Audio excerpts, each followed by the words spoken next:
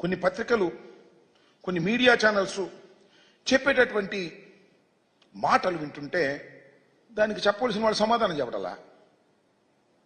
ఏంటండి నాకు అర్థం కాలేదు. ఎస్, ఆంధ్రప్రదేశ్కి ఒక సుదీర్ఘమైన తీర ప్రాంతం ఉంది. సుమారుగా 998 ఎంత ఉంది, 1000. మొన్న చర్చల సందర్భంగా చంద్రబాబు నాయుడు గారు లెటర్ రాస్తే మీరు రండి అని అంటే వాళ్ళు అడిగారంట మాకు దీనిలో వాటా కావాలని. తెలంగాణ ప్రభుత్వం అడిగిందని పత్రికలో వస్తుంది, మీడియాలో వస్తుంది. ఒక పత్రిక అయితే నమ్మశక్యం కాకపోవచ్చు, అన్ని పత్రికల్లోనూ, టోటల్గా అన్ని మీడియాలోనూ మాకు వాటా కావాలి అని తెలంగాణ ప్రభుత్వం అడిగింది. ఒకటి.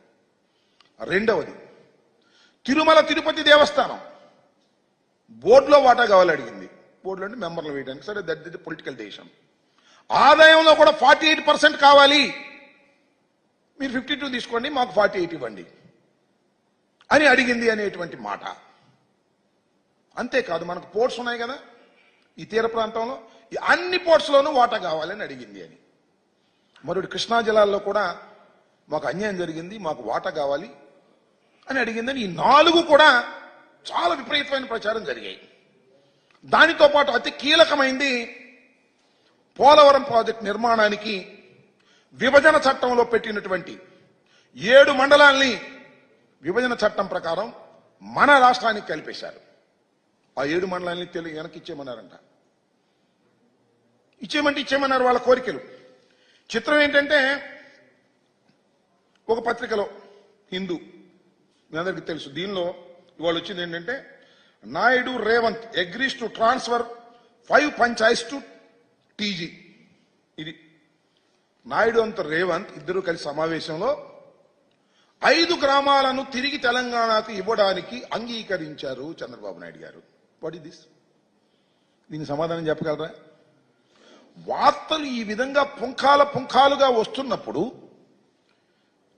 మీరు ఏమీ మాట్లాడకపోగా, ముఖ్యమంత్రులు ఇద్దరు మాట్లాడకపోగా, ముఖ్యమంత్రుల తరపున అక్కడ డిప్యూటీ సీఎం, మన మంత్రులు, వారి మంత్రులు కలిసి ఉమ్మడి సమావేశం ఏర్పాటు చేసి, పత్రికా సమావేశం, దానిలో మీడియా మిత్రులు ఏమండి ఇగో ఇవన్నీ వచ్చినాయి ఏంటి అని అడిగితే సమాధానం చెప్పకుండా తప్పుకెళ్లారంటే నిజమనుకోవాలా, అబద్ధం అనుకోవాలా? సమాధానం చెప్పకోకుండా తప్పుకు వెళ్లిపోయారు అంటే వాళ్ళు అడిగిన మాట నిజము అని ఒప్పుకోవాలి. ఈ 5 గ్రామాలు ఇవ్వడానికి అంగీకరించాడు అని ఒప్పుకోవాలి. లేదంటే తీర ప్రాంతంలో వాటా ఇవ్వడానికి చంద్రబాబు నాయుడు గారు సుముఖతతో ఉన్నారు అని అనుకోవాలి. మౌనం. అలాగే కృష్ణా జలాల్లో వాటా ఇవ్వడానికి కూడా సుముఖంగా ఉన్నారనుకోవాలి. టీటీడీలో కూడా వాటా ఇవ్వడానికి సుముఖంగా ఉన్నారని అనుకోవాల్సి వస్తుంది మాట్లాడకపోతే. ఇంకో మాట అన్నాడు, రెండు కళ్ళు నాకు అన్నాడు. అంతే.